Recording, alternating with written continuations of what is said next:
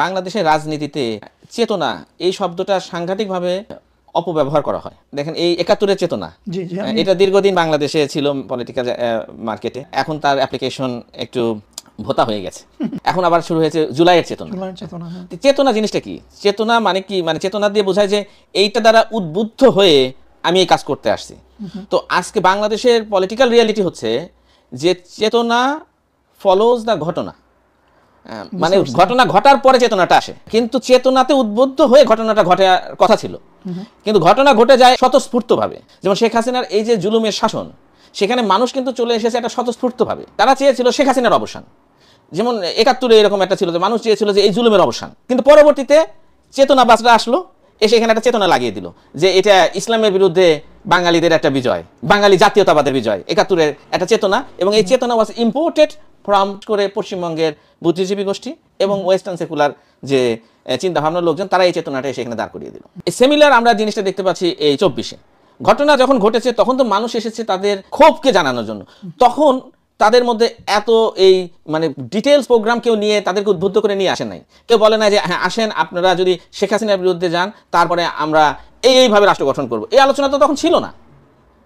আজকে শেখ হাসিনা পতনের পরে এক এক গোষ্ঠী এক একভাবে এখানে একটা চেতনার লেভেল লাগিয়ে দিচ্ছে। বামপন্থীরা বলতেছে যে এটা সাধারণ মানুষের একটা বিজয় বর্জুয়াদের উপরে, ইসলামপন্থীরা হয়তো বলছে যে এটা একটা ইসলামিক একটা বিপ্লব হয়ে গেছে। গণতান্ত্রিক সেকুলার গোষ্ঠী যারা, তারা এসে বলতেছে গণতান্ত্রিক আকাঙ্ক্ষা থেকে মানুষ এসেছে। সুতরাং চেতনার একটা ব্যবসা হয় বাংলাদেশের রাজনীতিতে। আনফর্চুনেটলি যেটা হয় যে যারা একটা পার্টিকুলার চিন্তা ভাবনা থেকে, তাদের যে এজেন্ডা থেকে তারা যখন কথা বলে, তখন তারা ওই মানুষের আকাঙ্ক্ষার নামে নিজের যে এজেন্ডা সেটাকে ওখানে বসিয়ে দেয়। আলটিমেটলি মানুষ কি চায়? মানুষ চায় ন্যায় বিচার। From the beginning of the human history, যে আমার সাথে অন্যায় যেন না হয়। মানুষ চায় নিরাপত্তা, তার জান এবং মালের নিরাপত্তা। অর্থাৎ তাকে কোনো বহিঃশত্রু এসে তাকে ডিকটেট করবে না, তার উপর ডোমিনেট করবে না, এটাও একটা নিরাপত্তা। এবং তার যে বিলিফ, তার যে কালচার, এটারও নিরাপত্তা। এবং এই যে নিরাপত্তাগুলো মানুষের দরকার হয়, এই কারণেই মানুষ একত্রিত হয়, রাষ্ট্র গঠন করে। কেননা রাষ্ট্র গঠনের মধ্যে রাষ্ট্র একটা শক্তিশালী ইনস্টিটিউশন যে কোনো সোসাইটিতে।